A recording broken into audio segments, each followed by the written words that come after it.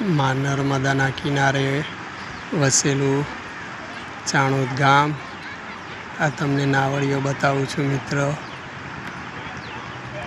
તેની સાથે સાથે હું તમને નાવડીમાં પણ તમારે અસ્થિ વિસર્જન માટે જવું હોય તો તેની પણ અહીંયા સુવિધા છે. જો આ બોર્ડ દેખાય છે એમાં તમે તેમની સાથે નક્કી કરી શકો છો અને જઈ શકો છો.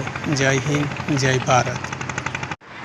નર્મદાના કિનારે વસેલું ચાણોદ ગામ.